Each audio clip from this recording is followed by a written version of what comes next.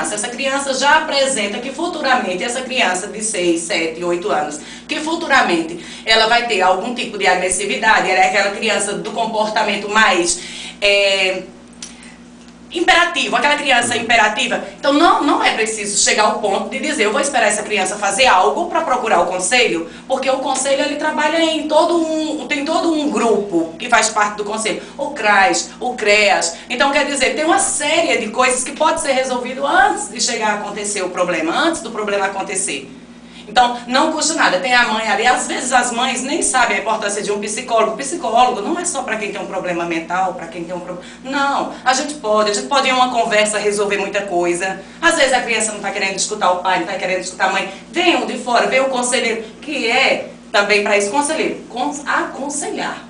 Então, pode chegar, não, ó Patrícia, meu problema, meu filho está meio assim, ele está me respondendo muito, o que é que tu acha? Vamos lá conversar, vamos ver o que é que a gente pode fazer, para que quando ele chegue nessa idade de 13, 14 anos, não esteja acontecendo o que a gente está vendo acontecer hoje. E por ironia do destino, muita gente ainda diz, isso tudo está acontecendo depois do conselho tutelar.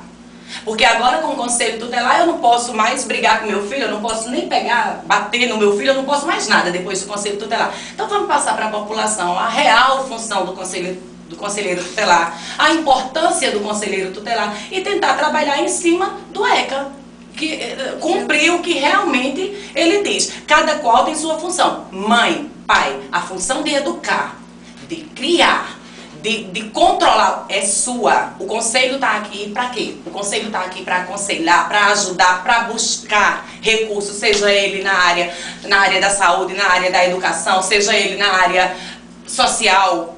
O conselho está aqui para isso. Agora cabe ao pai e à mãe dar o primeiro passo. Na hora que a Patrícia estava falando, o Milton, você concordou ou está discordando de alguma coisa que ela está falando? Então, assim, eu quis entender, eu entendi a mensagem dela. Para muitas pessoas, Nil, às vezes é muito fácil se colocar, sentar lá, dentro do próprio conselho.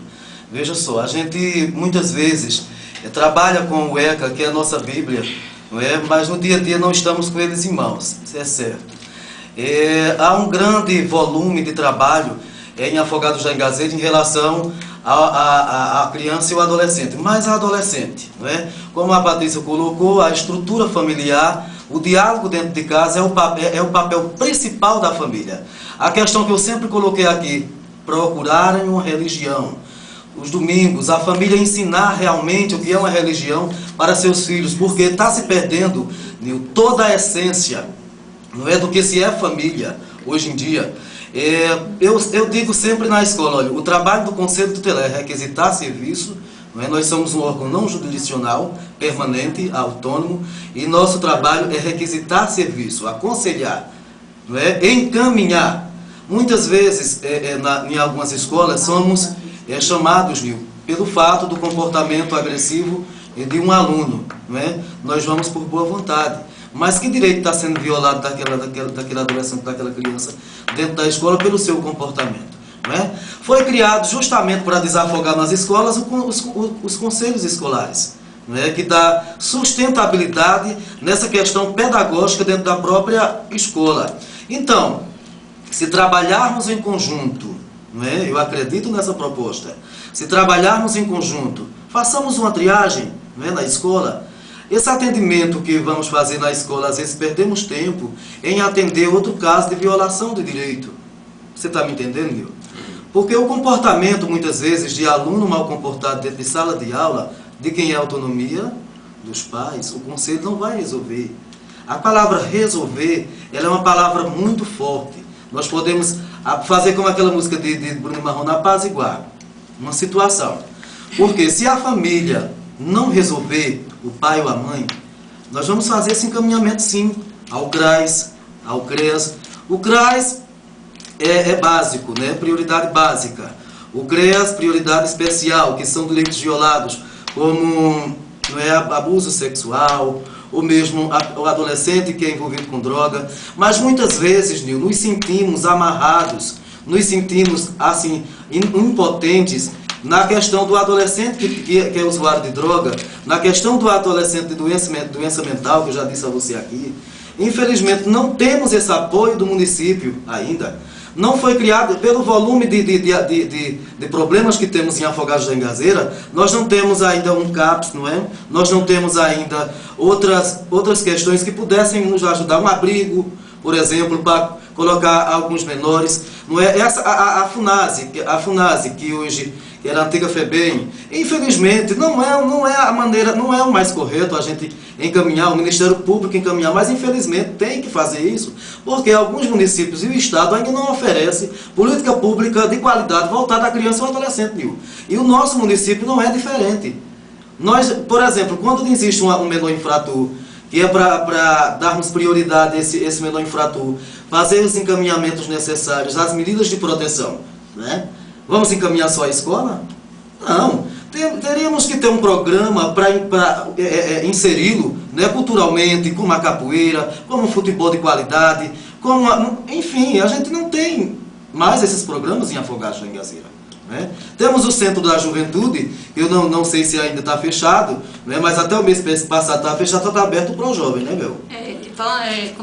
Falando junto com Miltinho, lá no Sombrais tem muita criança fora do PET, fora do Projovem, que hoje sim, Miltinho, está funcionando o PET e o Projovem com aulas de capoeiras, danças, certo? E o pessoal do Sombrais lá se sente muito excluído do conselho. Por quê? Porque lá no Sombrais tem muitas crianças, eu chego lá de 10 horas da noite, tá adolescentes no meio da rua brigando, certo? Então, assim, o conselho deveria fazer o quê? Nós, como conselheiros, deveria ir na escola, nas horas da reunião da mãe e do pai, e dar orientação à mãe e ao pai. Não é prevenção à família?